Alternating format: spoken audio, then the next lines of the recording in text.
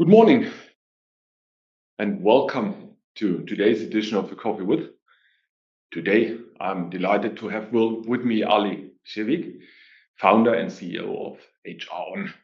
HR is a Danish HR technology scale-up headquartered in Odense, founded in 2012, with a mission to modernize how organizations acquire, onboard, and manage talent through human-centered software as a services solutions.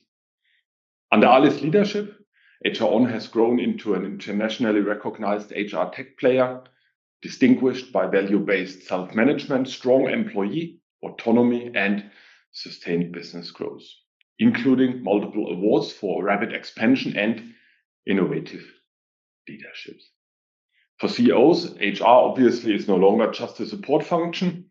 In an era of skills shortages, rapid transformation, and heightened expectations around organizational culture, topics such as employee well-being, strategic onboarding, and the responsible integration of AI in recruitment are core contributions to performance and resilience of any enterprise. Our conversation today focuses on key fundamental leadership questions. How can CEO use modern HR management as a strategic instrument to strengthen performance, accelerate execution, and build resilient organizations? Ali, you founded HR with a clear vision to put people at the center of HR technology and organizational practice, enabling companies to focus on meaningful work, measurable engagement, and structured talent journeys. It's a pleasure to have you with us today, albeit not physically, so we're having a completely digital coffee with today, so no coffee between the two of us. No. You are in Odense and I'm here in Copenhagen, but it's a pleasure to speak with you today. And let us discuss how CEOs can actively shape a modern HR management. And the first thing we'd like to speak about is employee well-being as a performance lever. So employee well-being is increasingly linked to productivity. I think this is nothing new. That's what we have had for 20 years and more. Yet many organizations still struggle to operationalize it and to work with it on a daily basis. From a CEO perspective, how should well-being be positioned and governed to ensure it actually contributes directly to business performance? Yeah. Thank you very much, Andreas. Thank you for the nice introduction. I'm really pleased to be with you, although on distance, as you mentioned, and to discuss these very important topics about employee well-being and how it's connected to the strategy and the vision for the company. As regards to your question about the significance of well-being for the strategic development and for the productivity in a company, there's no doubt that this is one of the most important factors. In my generation, we talked about KPIs, key performance indicators, like figures in growth, figures in sickness, X, Y, Z. And being a provider of software for HR, it might be ambivalent for me to say this is not the case. It's not about measuring all movements, all hours and minutes, and etc. So in fact, I am more concerned about HPIs, human performance indicators. That is, how do you feel? Are you happy? Are you aligned with the company's values? Can you see the meaning in it for you?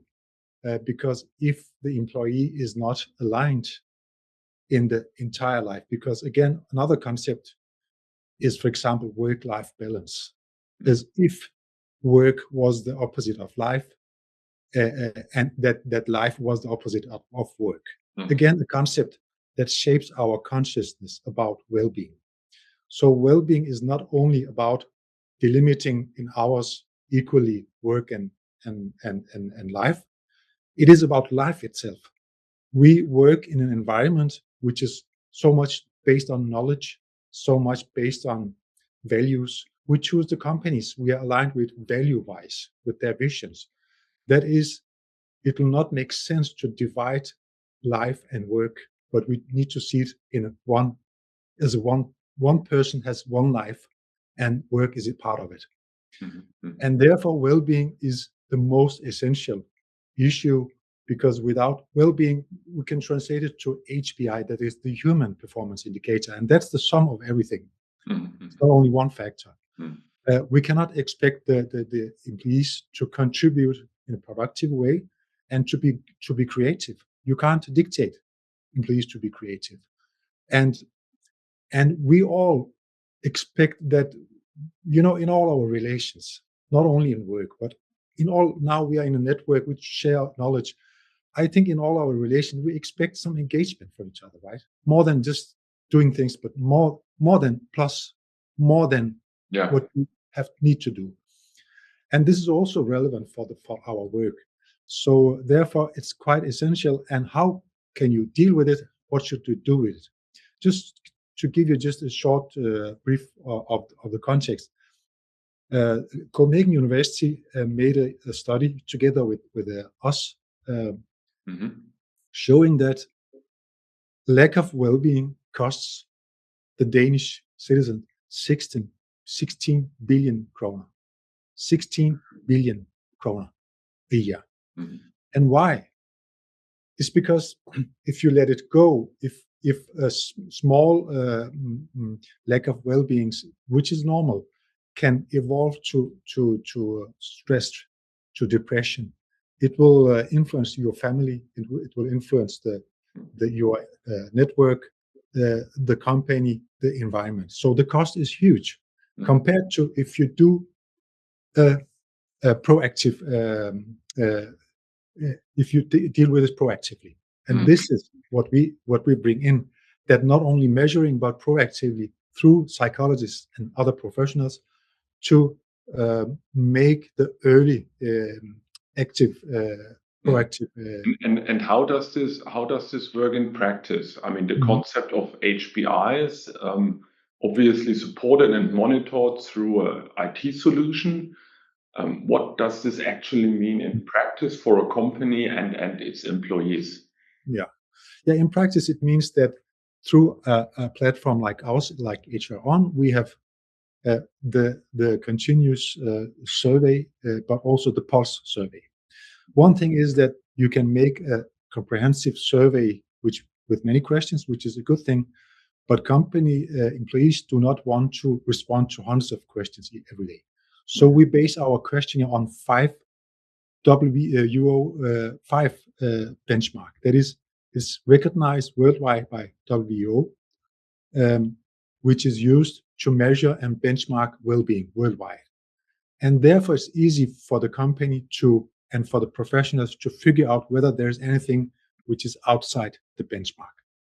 So these only 5 questions, which is very easy to answer, and which normally is given each 2 weeks, but it's up to the company. But normally 2 weeks, once a 2 week, only 5 questions, make the base for the reaction for the professionals to review, and the system warns you automatically when there's something which is outside normal.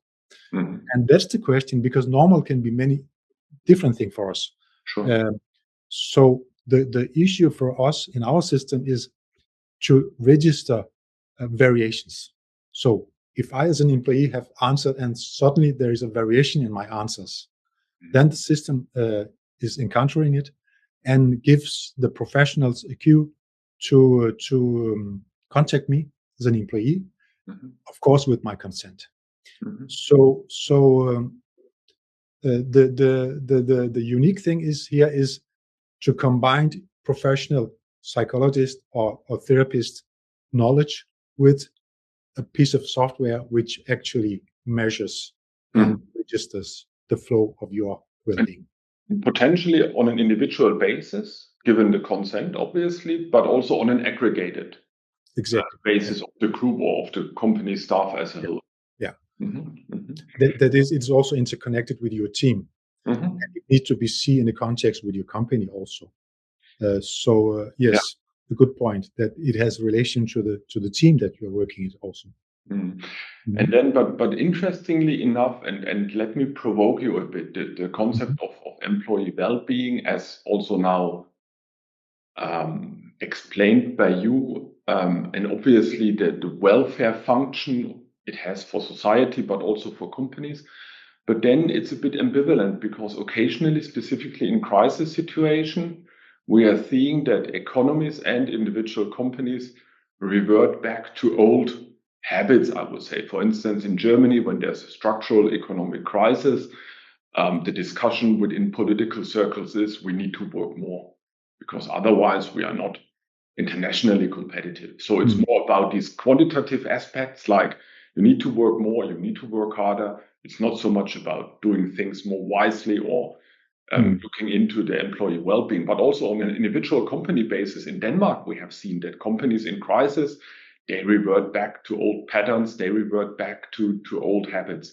How would you explain this? And would you think that this is just kind of like a short-term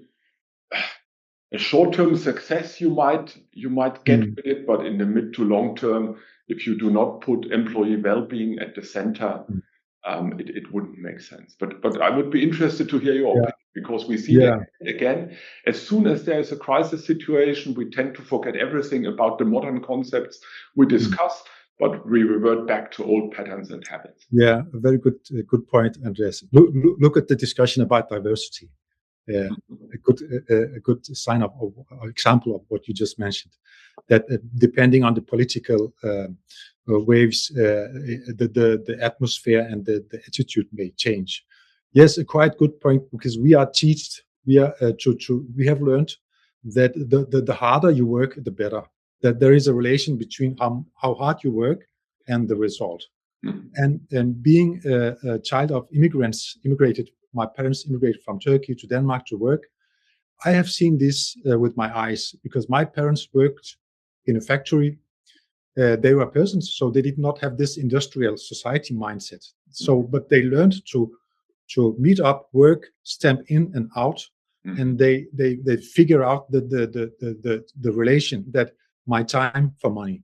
That was easy enough for them, because their dream was to earn money in order to buy a tractor and get back home to their land in Turkey. So their concept and that industrial setup about controlling things, stamping in and out, paying for presence in hours, worked good, because these factories were successful. My parents were happy. This is not about complaining. I really remember them as happy. Each morning they woke up, they were so happy and lucky, say, I have a job and I have a dream. I can fulfill my dream about buying a tractor. Good, that concept worked.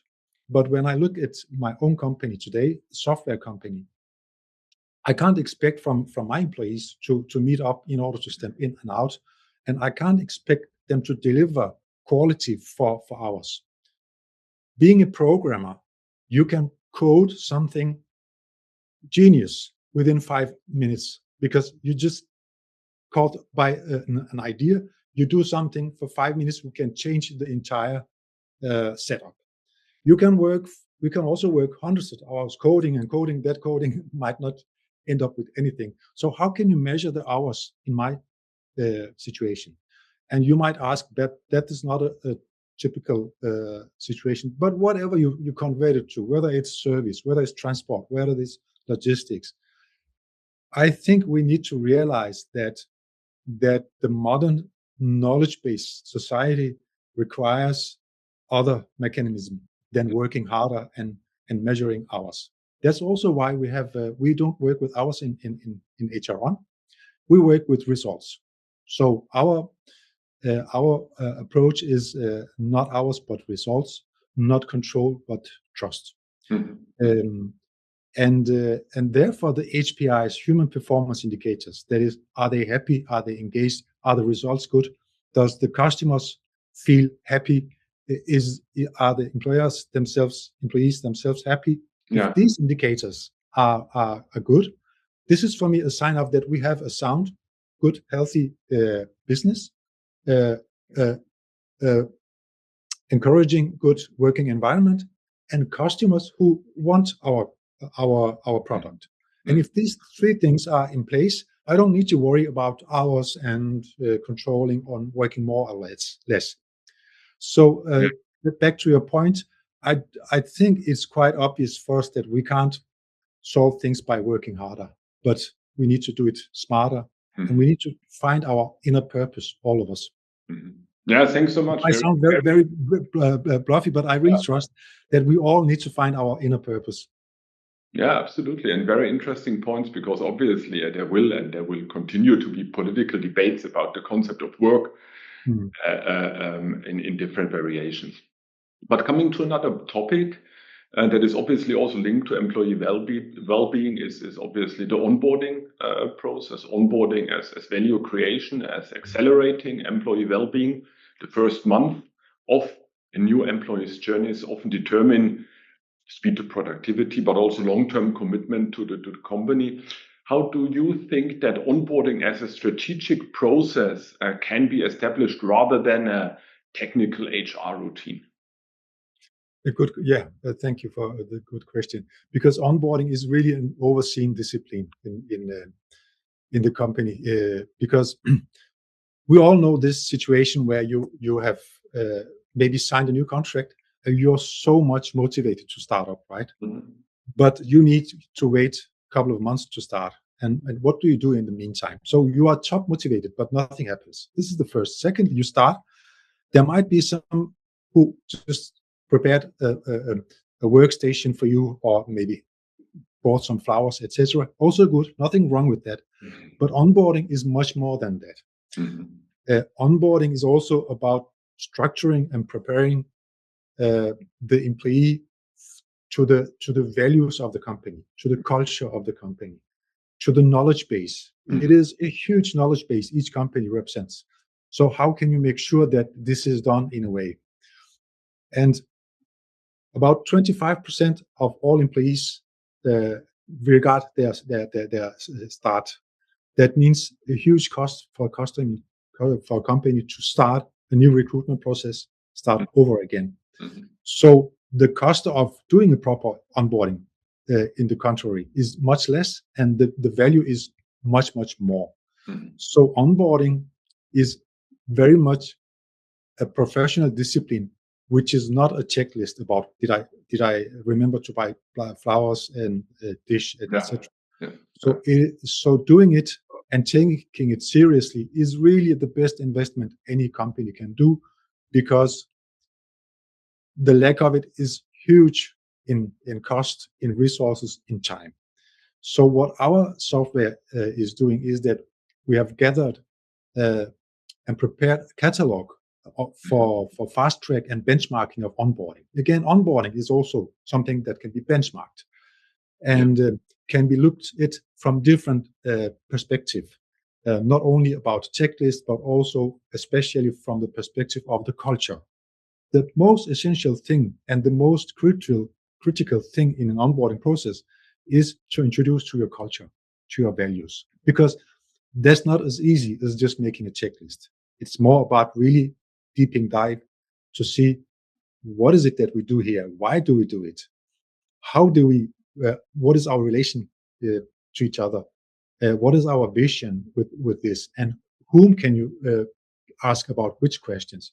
So structuring this and evaluating it continuously give you the chance to always have a touch on this onboarding process, and in order not to risk that the employee regrets the start. So a discipline which really should be taken seriously, and therefore tools are made for that, and that's why we should emphasize it for ourselves and for the employee, of course. Yeah, very interesting point. So onboarding also being seen as a strategic function, leading ultimately to employee well-being as well, and to company success. And it's much more than just ticking boxes and taking care of some technical aspects. And if we speak about onboarding, we obviously also speak about recruiting. And I think when we speak about HR and the influence potentially and actually already artificial intelligence AI has on HR management. It's most significant and most visible when we speak about recruitment. It offers potential to increase speed, obviously, but also consistency and quality in recruitment, particularly in an organization. And I think you very much know about it in a growing organization, like a small company, employing more and more people, developing into a scale-up and so forth. Where do you think that currently AI creates the most important strategic leverage in recruitment processes? Yeah, a lot is happening within recruitment also. As you mentioned, AI is something that we all need to deal with somehow.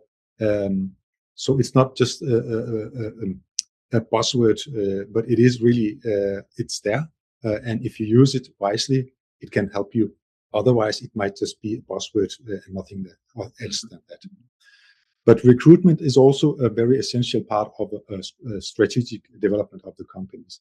I used to say that in the old days, if you had money and if you could buy facilities or technical instruments and stuff, you could have a comparative advantage in the competition, right? You could just buy the right laboratories, facilities, and you just took the work labor as granted. You can just pay for labor.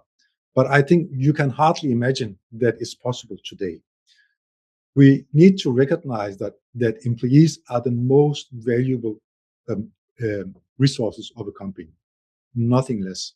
Employees getting access to the talented employees is what gives you the comparative advantage. You might have as much money and capital as you want, but talented, engaged employees are those who makes the difference in the competitions.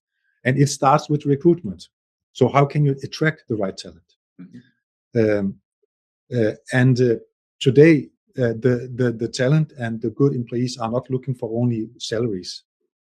They are looking especially for companies who can make them proud, who can make them aligned with the values they have.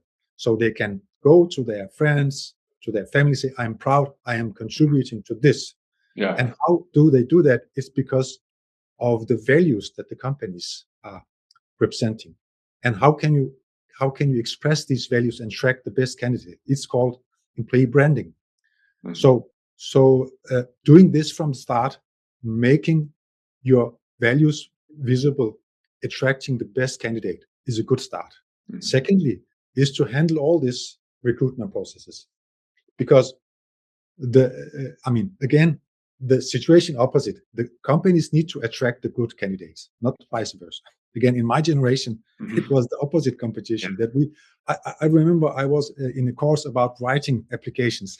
So the competition was so high, so we need to learn how to write good applications.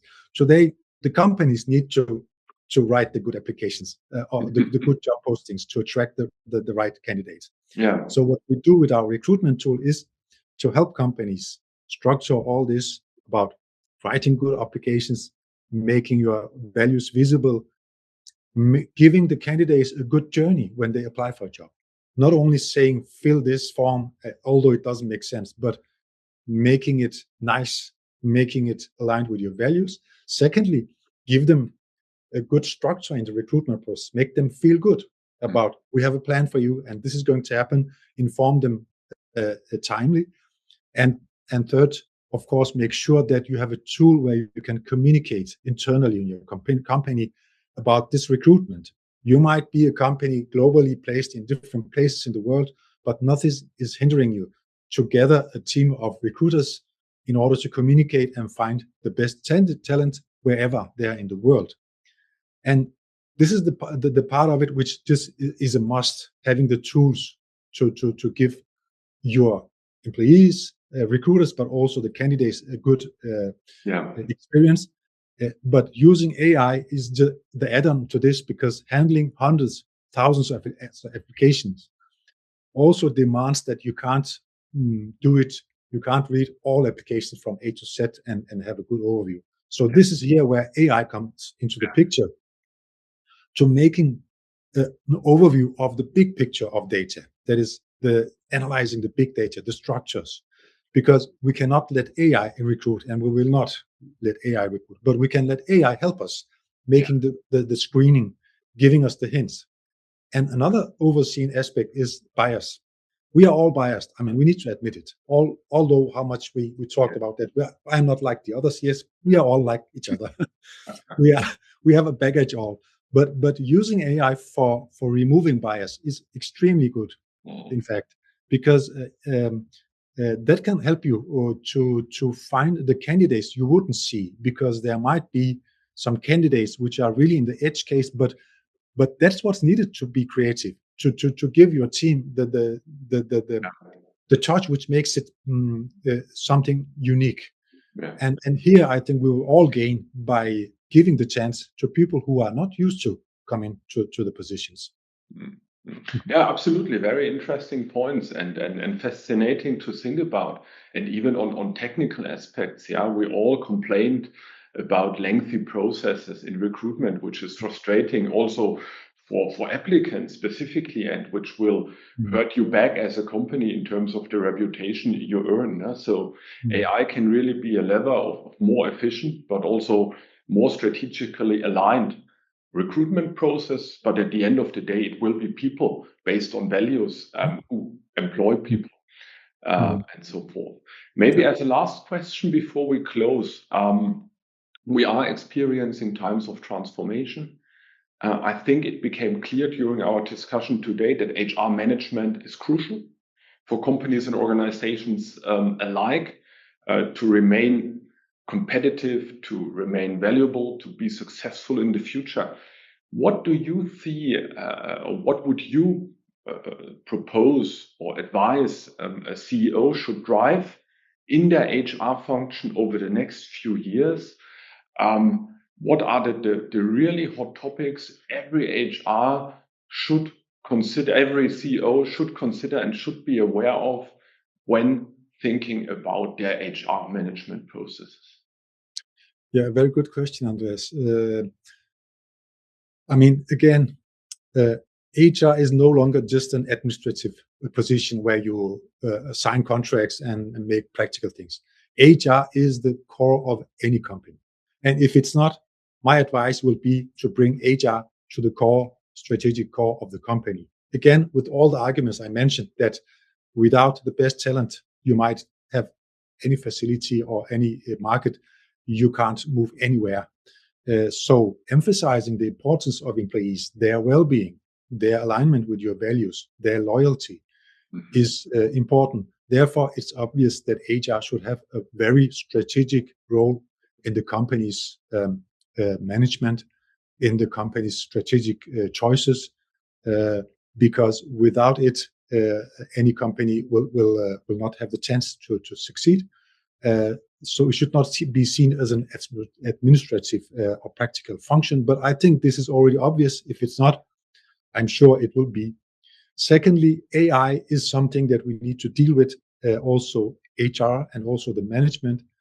So I think we should look at AI, artificial intelligence, as a tool which can be used for the good if we want it for the good. But we should be aware about what to use it for. So these many fluffy talks about AI, that it can just solve everything and etc., is very dangerous. AI cannot do anything for us. AI can help us if you know what to do, and AI cannot do it alone. So there is not a button saying AI just do it for us. We always need to realize that in human resources, in management, everywhere, we should be very clear about what to achieve, what we want. Then we can use AI wisely to the purpose of our strategy. Yeah, very interesting. And indeed, I would add, if I may, bringing the concept of HR as a strategic lever from just a fluffy word that it also is into daily practice. It actually needs solutions from companies like yours, from HR On, that actually efficiently addresses these topics on a management level and helps company navigate and translate theoretical concept of HR as a strategic lever into daily practice, because obviously the one thing is to acknowledge the importance of HR in your strategy and being a strategic pillar of your company. But the other thing is actually translating it into day-to-day practice and being actually able to not only work with it, but monitor it and continue to develop it further. Yeah, exactly. So having the tools to do it is really essential, because we all have a good intention. So it's more about getting the right tools to do it, actually do things. Yeah. I think that's a great last word for our discussion today, Ali. Our 30 minutes have already come to an end. It was a huge pleasure talking to you. Very interesting. And I do also hope that you, our participants, were actually interested in our conversation today on modern HR management and digital solutions that actually help address how do we implement HR as a strategy function on a daily basis in our companies. So again, thank you so much, Ali. Wishing you all the best, and hopefully we'll continue to stay in contact, as we obviously do. Sending you all my best regards to Odense. And I would also thank you very much for your participation today. We will have a next Coffee With session in April that will indicate shortly, because we did not have yet found a time, but there will be an Coffee With in April, and you will also receive an invitation for this. So again, thanks so much for tuning in today, and I wish you a productive day further, and we see you soon. All the best. Thank you also. Bye. Thank you also very much, and a pleasure. Thanks.